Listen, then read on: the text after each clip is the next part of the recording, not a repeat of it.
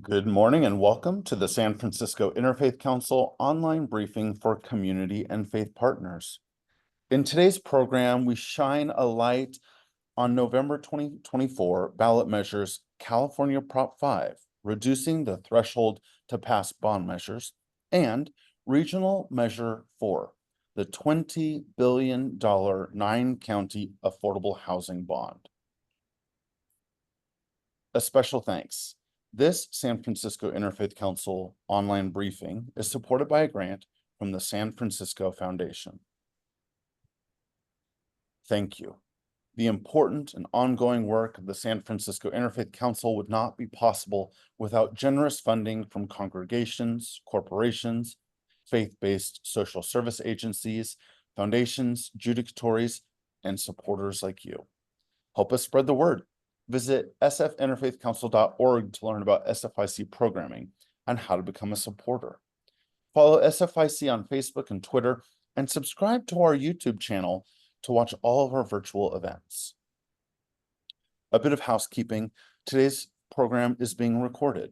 For audio and video, all participants are muted and without video to minimize distraction.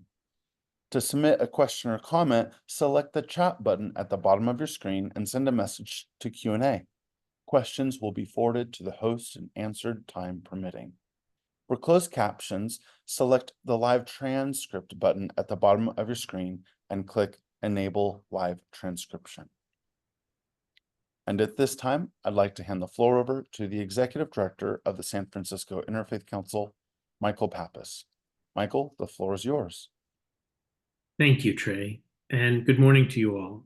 Once again, I'm Michael Pappas, and on behalf of the San Francisco Interfaith Council, I want to welcome you to this week's online briefing for community and faith partners. Last year, California funded only 12% of the 120,000 affordable homes it needs to create annually to meet growing demand.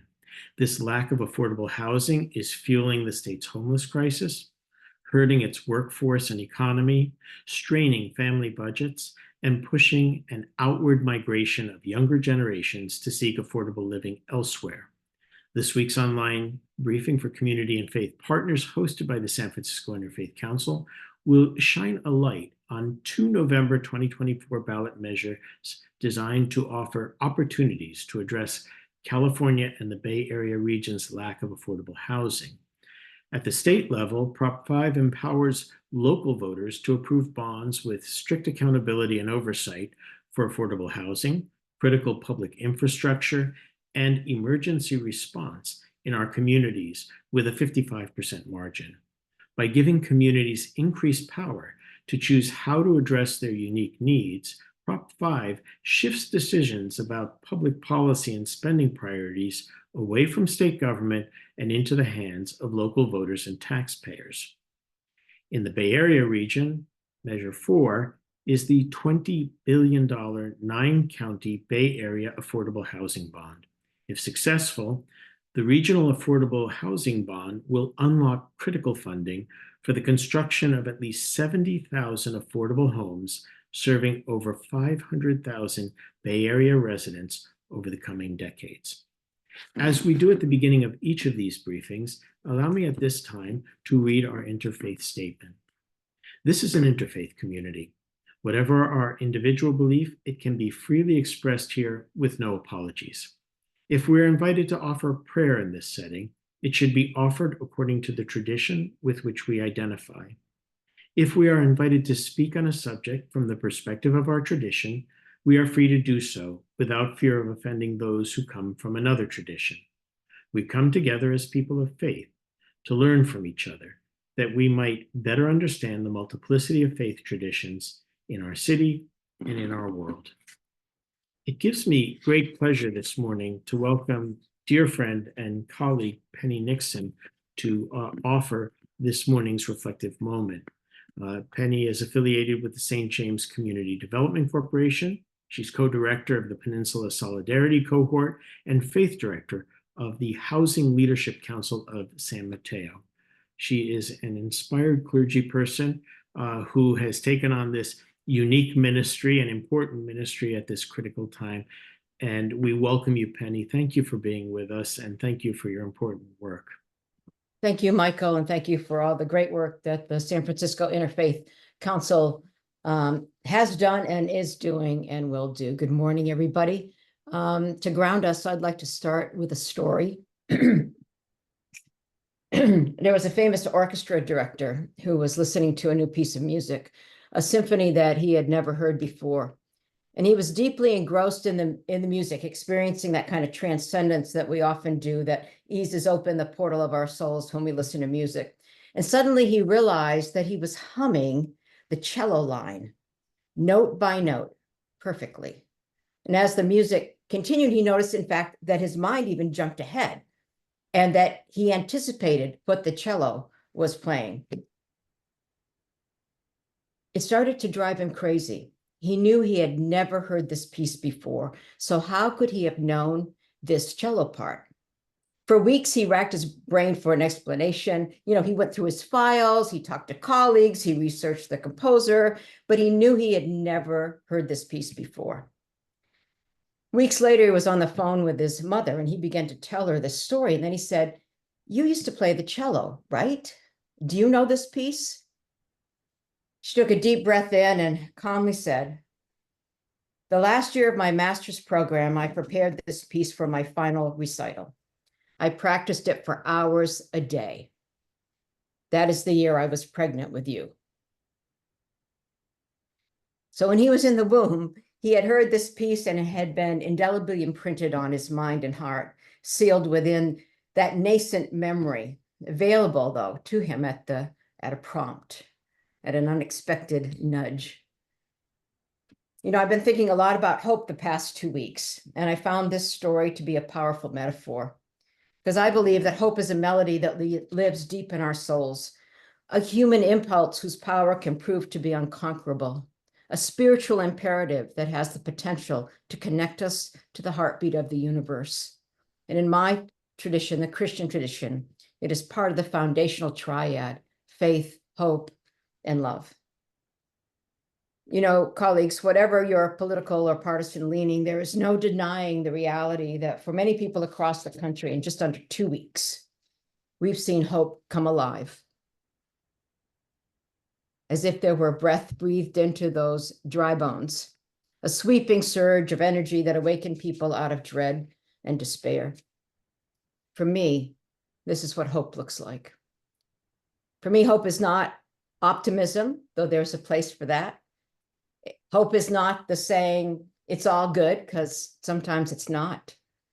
And hope is certainly not wishful or magical thinking. But my favorite definition of hope is from my colleague, climate activist Jim Ontal, who says, "My favorite definition of hope is engagement." Engagement. And I've taken that on the last few years. Hope is engagement. And that way of hope has spurred me on for a number of years. Engagement. It is how we express hope. In just a few minutes, my colleague Z will be talking about the regional bond. It doesn't mean everything. It's not a panacea, but it means something. A lot of people feel desperate about the crisis of affordability, homelessness, and engagement in measures like these. Engagement in building affordable housing on faith lands. This, to me, is how we express hope. Taking action is expressing hope.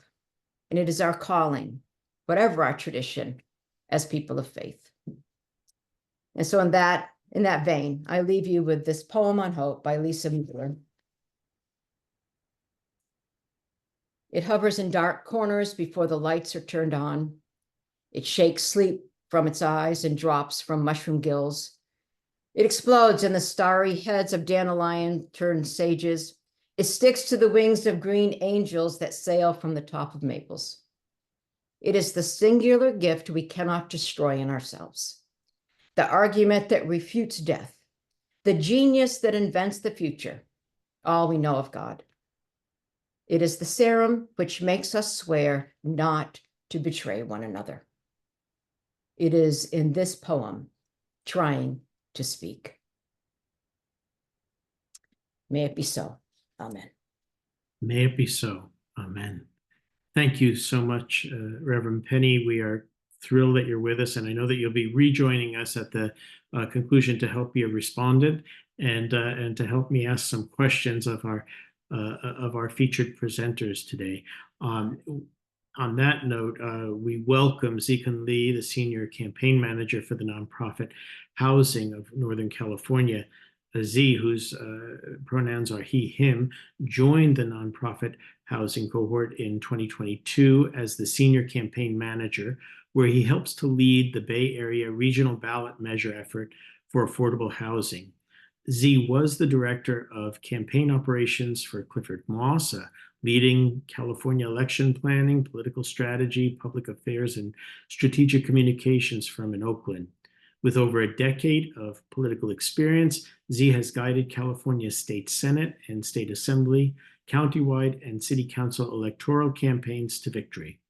He's won 24 out of 26 campaigns because he values strategic partnerships and coalition building, utilizes polling and data to inform decisions, recognizes the power of micro-targeting, and grinds every angle and runs down every possible lead. Z is a natural practitioner of the philosophy, people support what they help create. His innate ability to connect with stakeholders and community members creates campaign momentum when it's needed most. He's got his first taste of political organizing way back in 2010, when, as a De Anza college student, he helped organize a 15,000-person march in San Francisco to advocate for adequate educational funding. I took the time to share his background here because he's got quite a task in front of him, and we are part of helping him with that task. I should note, too, that as grantees of the San Francisco Foundation is backing this effort. And so we are all one team, one family. Z, we welcome you today, and we're looking for a little bit of illumination and inspiration. So with that, I turn the floor over to you. Thank you, Michael. Thank you for the Interfaith Council and SF Foundation for supporting. And Penny, beautiful words. It's absolutely inspiring. Thanks for sharing that with us. Participants, I come to you today really to share two key measures on the November 2024 ballot here. Michael talked a little bit about it beforehand. I'll share a little bit more on each measure so folks can get a little more familiar with it. As Michael said, last year, California only funded 12% of affordable housing needed in total for the state of California. And what that means for us is every single day as we go out into the world, we're seeing people who are in need of housing, in need of support. It also means that it's actually hurting our workforce and hurting our economy, and it's straining people's budget. And we know it to be even more true as we all see how much inflation is impacting us every single day, and especially impacting families who are in need, who have been marginalized. And it's also pushing the younger generation to seek affordable housing out of state. In November of 2024 here, we have an opportunity to make a generational change. Proposition 5 on the ballot this year across the state of California will allow us to set the threshold for passing affordable housing bond and public infrastructure at 55%. And some may ask, like, why is that so important? There is a clear example of why that is so important in the city of Berkeley. Back in 2022, city of Berkeley put an infrastructure and affordable housing bond measure on the ballot. We know Berkeley as one of the more progressive cities, not just in the Bay Area, but in the whole entire country. And we know the city of Berkeley needs additional support for homelessness and for housing. And even in a city that has that much need, and being one of the most progressive cities in the whole entire country, city of Berkeley only received 60% of support for this affordable housing bond and infrastructure bond. If Berkeley can only get 60%, and the current requirement right now to pass an affordable housing bond is 2/3, I can't imagine other cities being able to do, get to 2/3 to pass the bond measure when we see that in the state of California, in the Bay Area, we need it so much. San Francisco might be the only city that can get to 2/3. And we saw that in March of 2024 here. But it's hard to see other cities being able to do that. So getting it to 55%, setting the threshold at 55% will be a game changer for cities, counties, up and down the state of California. School bonds have been at 55% since the beginning of the 2000s. So we have an opportunity to do the exact same thing for affordable housing as we have already done for school bonds. It's a change in our state constitution that will allow us to benefit generations after us. It's an opportunity that I hope we don't squander. I hope we will take that head on, not just for our generation, but for future generations. So that's a little bit about Prop 5 coming up in November of 2024. I do want to spend a little bit more time also to talk about the regional bond. It's Measure Regional Bond 4, RM4. Let me screen share to make sure I can tell you all a little bit more about that.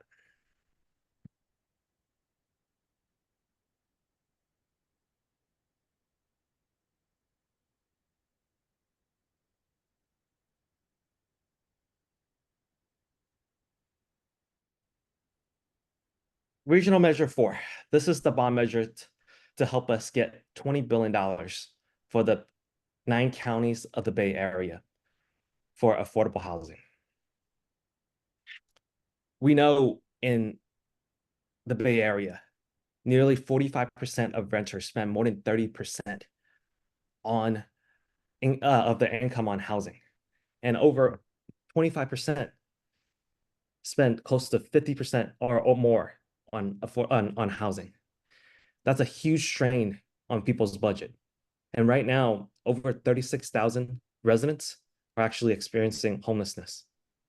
And we know there are also plenty of folks who are on the verge of losing stable housing as well too. So this bond measure not only has the opportunity for us to support folks who are homelessness, to get them housed, but also opportunities for us to keep folks from being homeless as well too. In the last decade or two, we have seen different cities and different counties trying to solve the housing issue and the homelessness crisis on their own. But we have an opportunity here to actually come together as a region to do it. Because the need for housing doesn't just stay in one city or one county. It doesn't have a boundary when it comes to housing. So we have an opportunity to come together as a region to do this. And this will be the first time in our history to be able to do this together as a region. So in late June of 2024, just a little bit over a month ago, the Bay Area Housing Finance Authority placed this regional measure 4, a $20 billion 9-county regional housing bond, on the November 2024 ballot. So this is official. It's going to be on the ballot. When you receive your ballot in the beginning of October, you will see this on the ballot. What this measure will do, here are the key things. It will help us produce new affordable housing, close to about 70,000 units of it. It will help us reduce homelessness, either allow folks to find housing or also help us to keep folks from being homeless. It will create pathways to home ownership. It will help us preserve affordable homes and prevent displacement. It will also help people to get to work. It will also give us an opportunity to transform vacant lots and blight properties as well too. So this is the vision that we see with this $20 billion. Just to break it down a little bit further in terms of the scale of what it looks like. For the city of San Francisco itself, we'll be looking at a $2.4 billion increase to support affordable housing. And that is major for the city and county of San Francisco. That amount of money can change the fate of a lot of affordable housing units and a lot of projects that are in pre-development. I know some folks have already been in the process of utilizing SB4 to build affordable housing. And I know some folks that have been in that process understand one of the biggest need to build affordable housing and trying to get it done quickly is funding. And that $2.4 billion will be able to change the speed and our ability to build that housing. So just a key piece of just breaking down on the policy itself. The $20 billion altogether, it's a 20-80 split. The 80% of it will go directly back to the county and city for us to utilize for affordable housing. 52% of that funding will go directly for production. 15% of it will go towards preservation. 28% of it will go towards a flexible amount of funding for production and preservation. And each county or city will have their own local control over where that 28% goes, whether it's production, preservation. It really depends on what your own county or city needs. There will be $4 billion that will stay at the regional agency, where it allows them to really work on regional issues itself. You'll see the split in their pie is a little bit different. There's extra 10%. That's for local government incentive grants. And I want to just pause here and talk about this $4 billion that's going towards the regional agency. This $4 billion will also serve as an opportunity for the regional agency to possibly become a public bank. What that means is that the money that they loan out, they will be able to incur interest and fees from it and create a revolving fund after 10 years of being able to create millions and billions of dollars from those interests and fees that can go back out to build affordable housing. It's a model that we have seen at work in New York City, and they've been successful with it for over 30, 40 years now. So we're learning from them to utilize this model of recycling dollars for affordable housing. So it will reduce a need to go back out for additional bonds and taxes with taxpayers. And this is a new creative way for us to support affordable housing moving forward. And here's a slide to really show you all what what projects are already in pre-development in the Bay Area. If you see on the right here, there's already 433 projects underway in pre-development. And when we say pre-development, it means that these projects, what they need is funding to get it moving. And that 433 projects in pre-development equates to about 40,000 units of affordable homes across the 9 counties of the Bay Area. And if you're not familiar with the 9 counties of the Bay Area, it's to the south, Santa Clara County, up to the north, including Sonoma, Napa, and Solano. And folks in San Francisco are probably familiar, especially folks in San Francisco, Alameda, San Mateo, and Santa Clara counties probably all too familiar with hoping to build affordable housing. But this is an opportunity for us to do it at a regional level and also bring in Sonoma County, bring Napa County, Solano, Marin, and Contra Costa County to all be a part of this. This can't be, affordable housing and homelessness can't be an issue that is solved by just San Francisco or Alameda or Contra Costa or Santa Clara or San Mateo. We need the whole region to come together to work on this and provide additional units of housing across the whole entire region.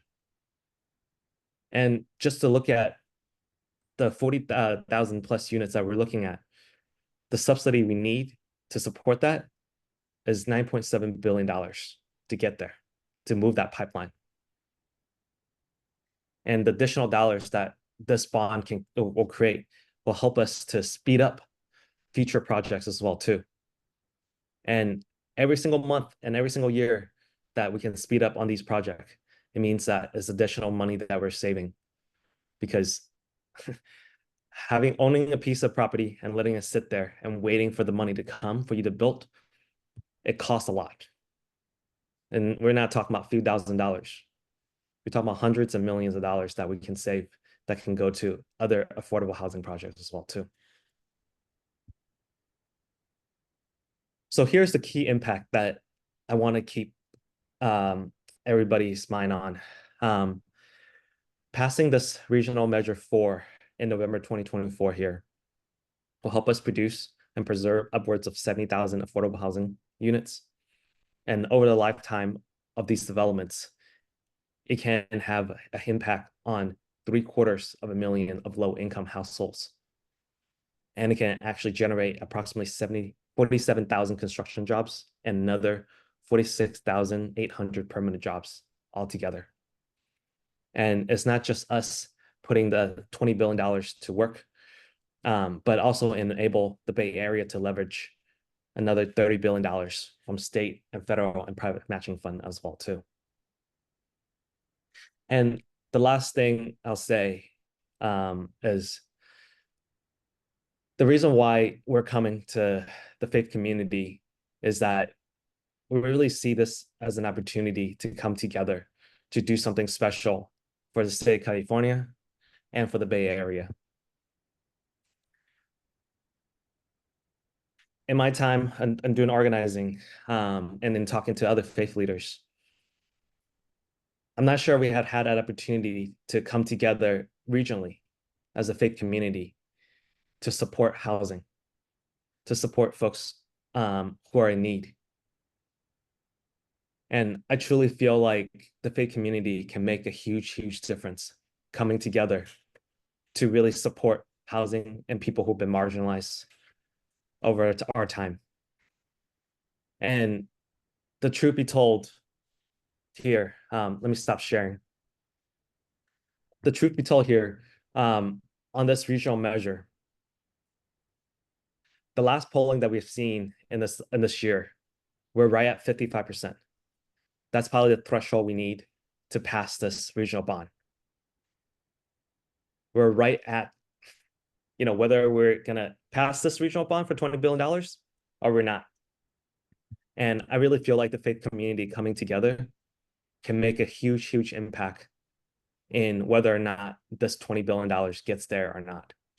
And it will impact hundreds and thousands of millions of people in the Bay Area. So I truly hope and really looking forward to working with you all in partnership to get this thing across the finish line. And with that said, I'll pass it over to my colleague, Kyle, who's been doing a lot of SF on the ground organizing work, for him to share a few things that he's doing in organizing San Francisco. Kyle, I'll pass it over to you. Thank you so much, Z, and thank you all for taking the time this morning to learn about these really important measures. As Z mentioned, I'm Kyle Smealy. I use he, him pronouns. I'm the policy director for the San Francisco Community Land Trust, but over the next 3 months, I'm going to be taking that time to be laser focused as the San Francisco lead organizer for the Yes on RM4 campaign. Briefly about my background, prior to being an SFCLT, I spent 6 years as a legislative aide at City Hall. And prior to that, I ran a number of campaigns locally, both candidates and ballot measures And I've successfully passed 5 out of the 5 ballot measures that I was part of. And I'm really hoping with the help of this group, we can make that 6. I know that Z really highlighted the importance of this measure. I think it is absolutely critical to making sure that the Bay Area is a place where artists and teachers and people of faith and the congregations have a place to remain here and stay rooted. But that's going to take work, and I'm really excited to get to work. And I'll talk about a few things that are coming up. We just locked in a date for our kickoff event, which will happen on Thursday, August 22nd, so 2 weeks from today. It's going to be at the headquarters of the Homeless Prenatal Program. They have a site there that is ready for affordable housing development, but for the funding. And it's a great way to lift up exactly what we're talking about when we're looking at this measure. I can send information after this meeting about that, and hopefully we can have some of the folks here attend. As he mentioned, we're at we're right there at the threshold that we need to get this passed. But what's going to make the difference here is our field program, and that will involve both getting the word out to people who may not be aware that this is on the ballot. We know in San Francisco it's a very long ballot, so just making sure they know this critical measure is something that they need to vote for is crucial, and also making sure that people who may have questions about this measure or may need more information, that we're reaching them as well. So I think, as was beautifully said at the beginning of this this session, hope is engagement. And we would love to have the engagement of the faith-based communities to make sure we pass this measure and make sure that we can, make a place for people throughout the Bay Area for many generations to come. Lastly, if folks are in a position to be able to support the campaign financially, that's also a really significant aspect of what we need. We need to be able to print the materials to get the word out, to get advertising out to folks who may not be able to reach through our field program. So really important, if you're able to do that, we would love that support. I will drop my email in the chat, and I will follow up after this meeting with an email to Michael, and hopefully we can get the word out to everyone who's interested. Thank you. Thank you, Kyle. I would like to just say thank you to both of you, because I think what you're talking about is critical for the city and county of San Francisco. Why is the San Francisco Interfaith Council involved in this in the first place? Well, way back in 2015, 35 of the most prominent faith leaders in San Francisco gathered together to discuss income inequality. And at that time, one of the prominent faith leaders stood up and said, we can't be part of the whining majority. We're sitting on some of the most valuable and underutilized property in the city. Some of our congregations are struggling. And, we need to begin thinking about repurposing our properties for affordable housing, to do our part. And so we've been on that journey ever since, and we've been supporting measures from Prop A, that $310 million general obligation bond, to SB4 before it even had a number on it. And so this is something which is in our DNA. We're sitting on 800 parcels of property. And some of them are ripe for repurposing, and so we are very, very committed to this. In our journey, I will tell you, one of the greatest needs is pre-development dollars and funding to help move the projects from idea and concept to reality. So this fits very much. In terms of the philosophy of where the council is on its interfaith essential housing work. And so we're thrilled. I'm going to ask, Trey, would you bring Penny Nixon back in? Because I'd like for her to join us. And we have some questions from the floor that I think we'd like to get to at this point. First, from Candace Roney, and this is a good question. Why are the major cities in some counties excluded? Can you all pick up on that? Yeah. So how the policy works for this measure is that counties will get direct funding to them, and there's some key individual cities, the big cities, San Jose, San Francisco, Oakland, and in Santa Rosa. These cities will get direct allocation to them outside of the county, because their regional housing need is so great that these individual cities needed direct funding to make sure these cities get moving. So all the cities will get funding. It's just that some of the big cities with higher needs for affordable housing, they will get direct funding to them to address the critical need that these big cities with big needs have. If I'm reading the question right, maybe let's come back to it for a moment. Why a regional bond? Because there are some major cities like Los Angeles and others who are not part of this region. Why a regional bond? I know in San Francisco, we've got to build 82,000 new units, so say at the state. But if you can talk about the philosophy of why they decided on a regional bond as opposed to a statewide bond or even just a local bond. Yeah, a regional bond is really, really critical to us. I think, as I talked about, we have seen cities and counties, and just namely just in San Francisco, San Francisco has worked on affordable housing for a while now, but San Francisco shouldn't be, or San Jose or Oakland shouldn't be the only city that are working on it. It's a regional issue. We want other counties to also have the funding so they can build as well too. So that people who are from Napa, say, can actually stay in Napa with their families. People who are in Solano, who are in need of housing, so they can stay in their community as well too.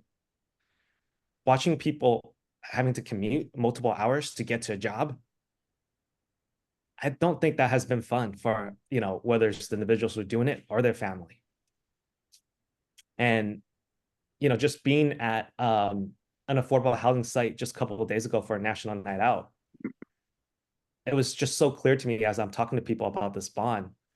Every single person knows somebody or knows somebody who knows somebody that needs affordable housing. This is no longer like 6 degrees of separation, right? This is why people are calling it a crisis, because we know somebody, 1 or 2 degrees of separation. We already know somebody who needs affordable housing. That's why it's not just a single county, but in the region as a whole, that we need to deal with that locally and make sure that all the counties and cities get funding so they can do that and address that, locally. Thank you. Penny, did you want to add something to that? I thought I saw your hand up. I wasn't sure. No, I was probably just fidgeting, but I think part of just to add on to what Z's saying, I mean, we can get so insular in our counties, but we are tied in, what does Martin Luther King Jr. say? In an inescapable, intricate web of humanity, is particularly in the Bay Area. So it's so good for us to come together, because I do think we get kind of territorial, and it's not working. So it hasn't worked thus far. So a change in tactics. I remember sitting around the faiths table at the San Francisco Foundation, and when the tech boom started and the housing crisis started, and my counterpart in Contra Costa County said, when you people in San Francisco sneeze, we get pneumonia. And Exactly. Absolutely right. I mean, we don't think about it because we think about our local. But it is a regional issue, and so I think that's a good answer to all of this. From Rebecca Jackson, are those pipeline identified projects going to be prioritized, or will these funds be part of a competitive, fair process? Fair to assume we need 2/3 for RN 4? The projects that are in the pipeline, they certainly will be, prioritized in a way that makes sense for each county and city. Certainly those ones that are in pre-development. I think we all want to, every single county and every single city, I think, want to see more affordable housing come online.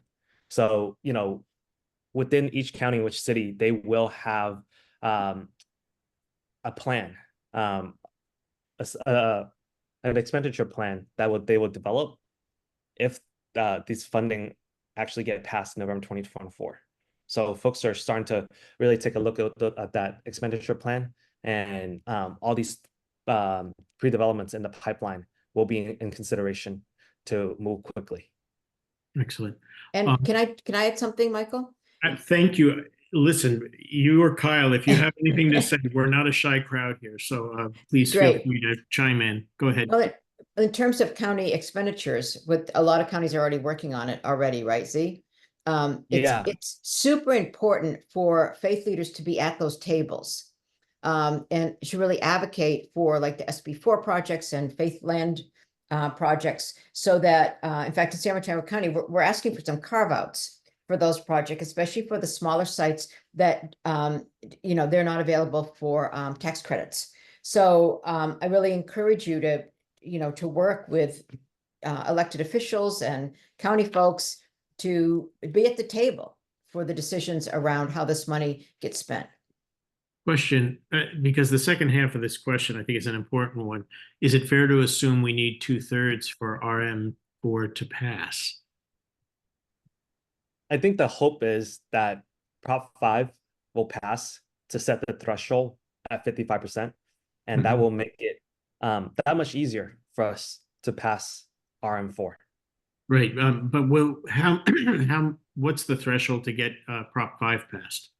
The threshold to get Prop 5 passed at the state level is only 50% plus 1. There you go. Okay, thank you. I always smile when I see my friend Roma Guy in the room. Roma asks, thank you for this timely presentation. The San Francisco Women's Housing Coalition is fully supportive of this effort. So thank you for your efforts, Roma. From Neil J. Young, what is costs of the bonds? How is the principal and interest and other costs funded, and over what period of time?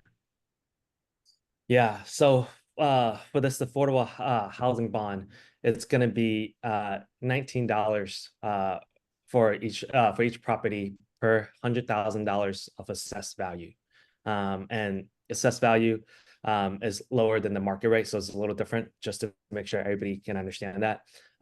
So if you're looking at a home that's assessed at $1 million, $19 per 100,000 would equal to about $190 per year for us. So it's a modest amount for folks to support affordable housing and hopefully really help solve the affordable housing and homeless crisis that we face today. Well, so Grace Grima, I hope I'm pronouncing this correctly. I think she asks a question that's probably on a lot of people's minds. We've already voted so much money for housing in the past few years. Where has it gone? Yeah. Fair question. Yeah, I certainly understand that. The funding that's been passed has helped us build some affordable housing, but we're nowhere close to what we need. Michael, and I don't know if others have seen, but it's been in the news for San Francisco. San Francisco needs 82,000 units of affordable housing by 2030. We're nowhere close to that. Some of the affordable housing coming online is helping, but I think, like we said, it's part of it is San Francisco continue to help build affordable housing, but we also need other places as well to build affordable housing.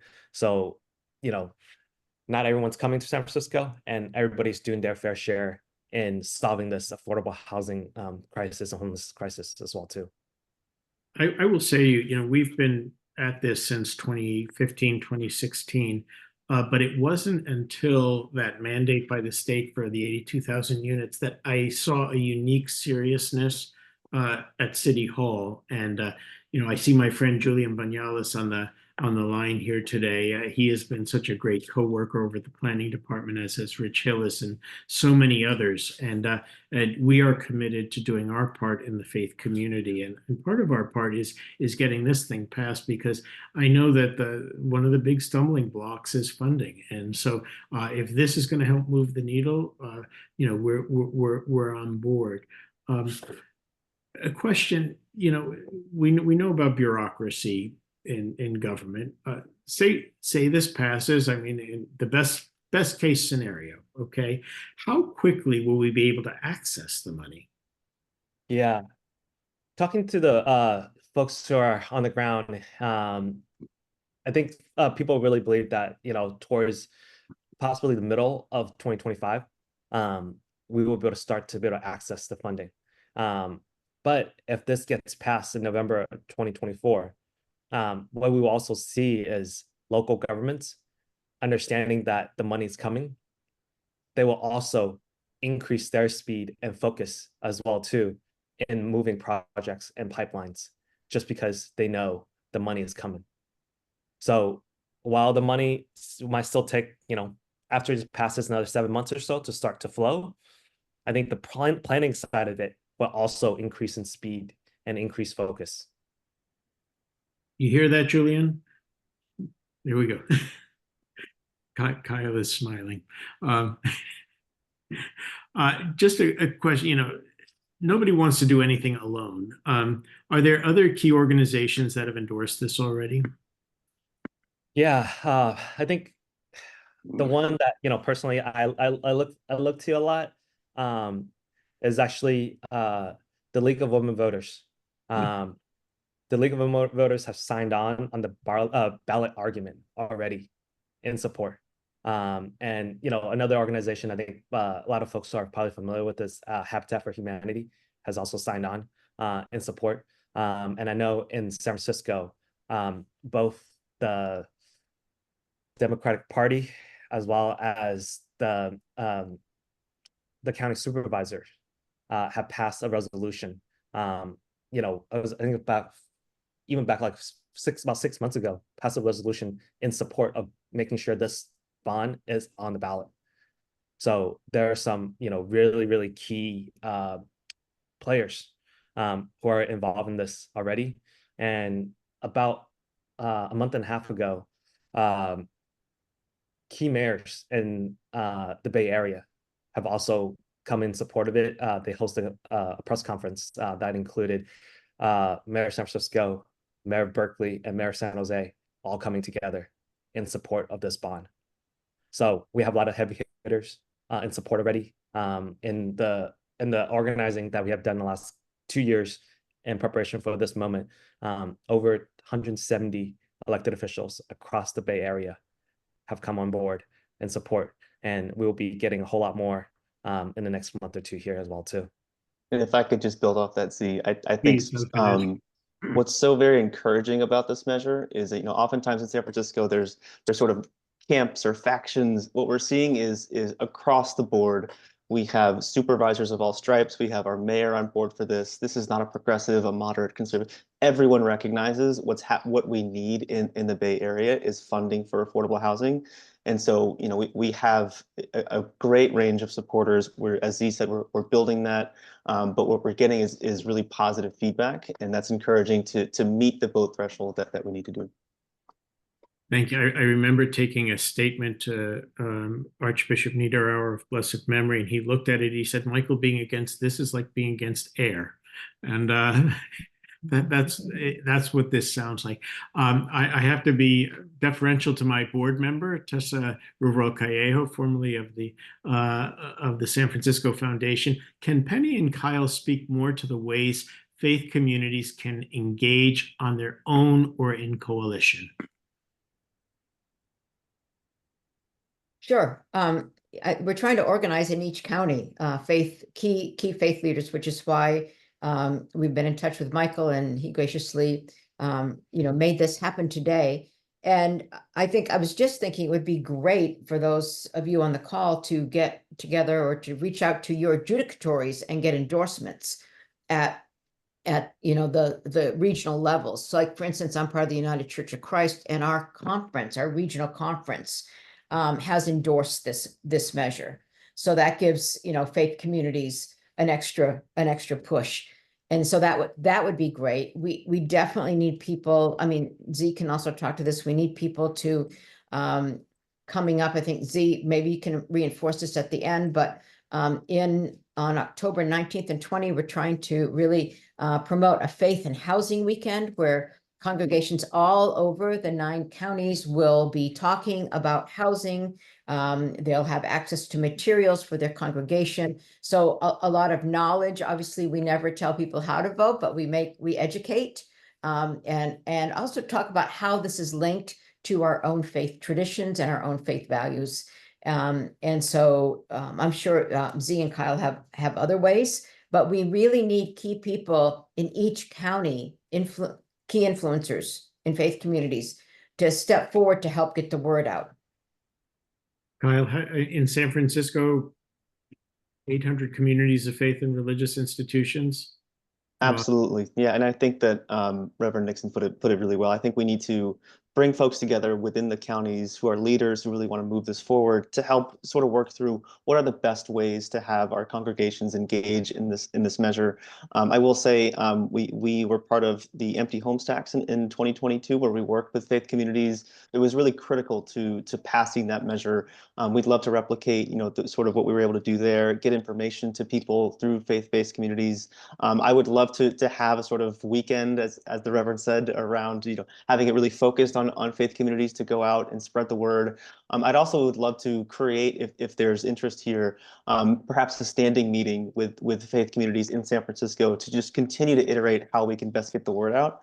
I found that's been really effective. We kind of have a standing meeting with the affordable housing community. Let's continue to have the dialogue to figure out, as we shape the campaign plan, to make sure that the faith communities are front and center in how we execute it. I just want to say, just listening to this conversation is reminding me, I think it was back in 2016, we had just formed this Interfaith Essential Housing Task Force, and the mayor's housing analyst came to speak, and he goes, I don't want to take the wind out of your sails, but we got to get this $310 million general obligation bond passed. And I remember Bishop Andrus of the Episcopal Diocese standing up and saying, I think we should endorse this. Now, this task force had no legal standing but for the prominence of those who served on it. He goes, but I don't think we should do it unless the Interfaith Council board passes this. And so he shamed us into it, which and shame and guilt is not bad in religious settings. And the next thing I knew, we were handing out, pulpit statements and some notes for some pointers on how you could integrate this into sermons, and notes we're getting on cars and things like that. So there are many different ways for congregations to involve themselves in. But I think what it really comes down to too is talking about the morality of housing as a human right. I think from the faith perspective, when it comes down to that, there's a justification for talking about bonds like this. We have a few more questions from Taryn Sandilak. Forgive me if I mispronounce that. How do I find out if the mayor in my town has signed on? How can folks approach their electeds to ask for support? Yeah, I really appreciate that question. Thank you, Kyle.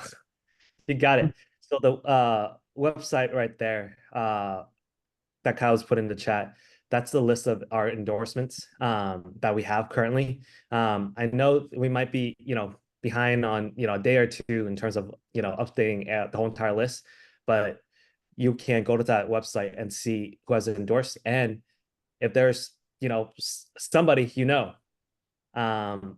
that should be endorsing this thing, let them know.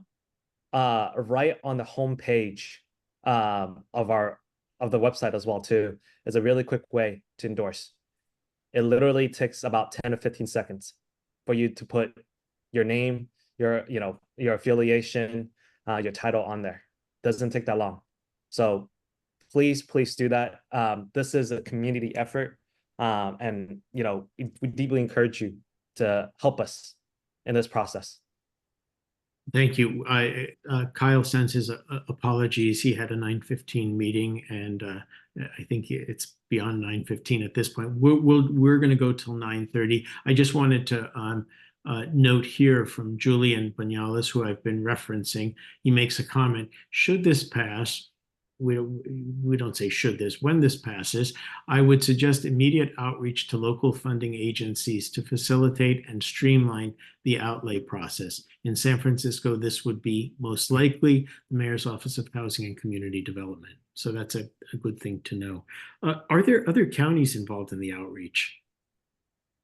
Who are they? Yeah. Penny, do you want to take this one? I'll just speak for San Mateo in terms of faith organizing. San Mateo is organizing. East Bay, Contra Costa, and Alameda are pretty involved. San Francisco, we've got the San Francisco Interfaith Council getting the word out. We're still looking for more help in Santa Clara. Z, what else? Santa Clara, Napa, Sonoma, and Solano. I think one thing I'll say is, you know, if you have contacts in those counties where you know folks can be a key influencer, someone that is willing to put in some time to make this happen, please let us know, contact us.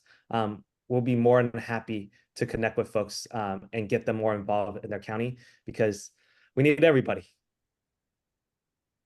And on that note, I just would like to say that this the recording link to this morning's presentation will be sent out vastly by day's end today. And we encourage the attendees today to share it with their networks as well, because this is really a grassroots effort and campaign. And so now you'll have all of the information, and to send it along with your imprimatur, I think is going to be an important thing. Penny, I want to give you the floor for the last, to get the last word in, if you will, on how we can help in your mind, and just any passion you want to share with us. Yeah, thanks, Michael. And thank you, Z, for all your work and your knowledge. And let's hope that, you've won 24 out of 26, and let's make this, my math is terrible, 25 out of 27. So just excited to be part of this. Yes. And in the chat, October 19th and 20th, commit your place of worship to becoming part of the Faith and Housing Weekend of Action. And I'm happy, Trey will send out my email in the follow-up email, and I'm happy to tell you more about that, get your materials, put you in touch with people. And again, if you can get to your constituencies, particularly your judicatories, your regional conferences, and get their endorsement and really get the word out with your colleagues, that is the biggest thing. Get the word out, get the vote out, and get the information out about how important this is. And I think Michael said it best in terms of people of faith. Housing is a human right. And we really do have a chance. So, just it's a yes on Prop 5, a yes on RM4. And, I really hope that we have been given a great gift in the faith communities with SB4 to really be part of this changing the nature of housing in the Bay Area. And we've asked to come, we've been invited to the table. So we need to show up to the table and really do our part. Thank you. Just one, because Roma asks, can you share what time and the date that the launch will be for the in August? I don't have that, but we will make sure we'll find that and send it out to the crew. Okay, it will include it then in the recording link that'll go out later today. Yeah. Thank you so much. Yeah, maybe I'll say one last thing here. Just kind of a call to action for us. We have mentioned that we've been looking at October 19th and 20th as kind of like a day of action for us in the faith community. We really hope others will commit their place of worship to be a part of the process. I think what we will do is we'll send out a Google survey for folks, if they're interested in committing their place of worship to be a part of the process or the community, we would love that. Just be able to say, you know, we're coming together over 40, 100, 200, whatever it may be. That would be really, really amazing to see. And I think it'd be a huge jolt just to, you know, our campaign and just building the momentum. Thank you. Shoot high. We are exactly at the hour. This brings to a close today's program. I think it's been informative. It's been robust, and we thank our presenters for their contributions. And we wish everybody a beautiful day. Stay tuned for future programming. It's going to be a busy, busy fall, and we will be, just so you know, the Interfaith Council will be resuming its in-person monthly breakfast. So mark your calendars for September the 12th. We're going to be talking at that point about earthquake preparedness for congregations. And we'd love to see you all there and share a meal together and be together with you know, back in person and reconnecting. Again, that brings to a close today's program. Have a blessed day.